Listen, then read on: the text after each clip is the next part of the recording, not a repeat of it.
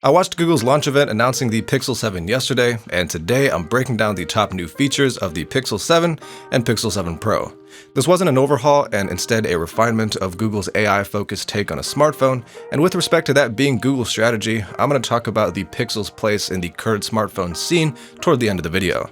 But the Pixel 7 and Pixel 7 Pro are the best Google has to offer right now, so let's talk about the upgrades with this generation of Pixels. In order of importance, there's first a suite of excellent software-enhanced cameras on both Pixels. When it comes to the actual hardware, the 7 Pro has a 50-megapixel main camera, a 12-megapixel ultra-wide, and a 48-megapixel 5x telephoto camera. The plain Pixel 7 gets rid of the telephoto camera entirely, lacks autofocus for the ultra-wide lens, which the 7 Pro does have, and keeps the main camera the same between both models. There's also 10.8-megapixel fixed-focus ultra-wide front cameras on both Pixels. So with those specs, there's really only small upgrades from last year's hardware, but Google says they'll be able to take things even further with advances in computational photography. Night sight, one of the Pixel's most powerful camera modes, is now twice as fast thanks to machine learning. There's a new photo unblur feature for enhancing blurry photos taken on any camera. There's improved real tone for accurate skin tone reproduction, and the highest zoom on any Pixel yet, a digital 30x super res zoom powered by the new chip we'll talk about later. There's also better quality photos at zooms in between the actual lens specs, so a 3x or 4x photo would grab data from both the main camera and the 5x telephoto. And lastly, in the camera department, there's a familiar sounding cinematic blur mode up to 4K for emulating characteristics of physically larger lenses on a smartphone. Overall, Pixel cameras have long been considered top-of-the-line smartphone cameras, in large part because of those software smarts, and this generation of Pixels will be no different in this current scene.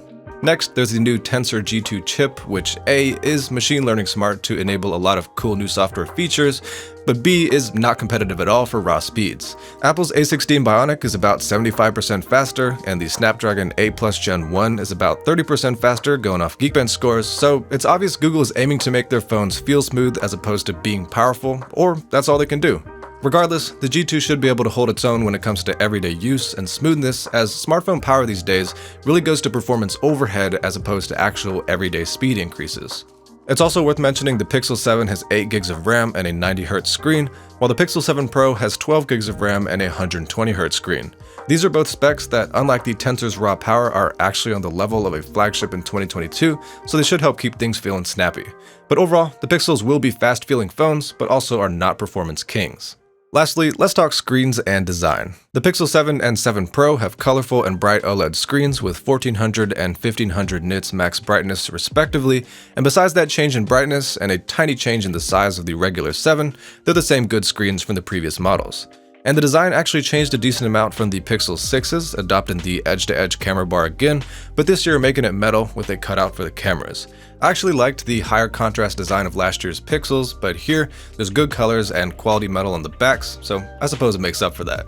So beyond that, there's not much more to talk about with the Pixel 7 and Pixel 7 Pro. They're the best Google has to offer right now and really build incrementally on their AI-focused approach to what a smartphone is. They're also impressively hardware-software optimized, sometimes making my job difficult where I have to discern whether a new software feature is something that I can include in a video like this.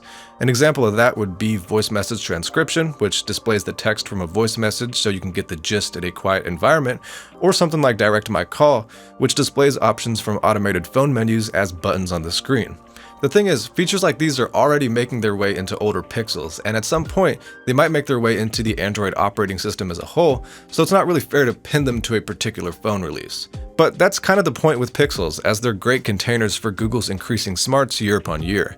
I've been repeatedly delivering a spiel about flat slab phones with edge-to-edge displays leveling off for now, and while it definitely applies to the Pixels here, look at the hardware, also Google doesn't use their latest hardware specs to market to people nearly as much as with other flagships.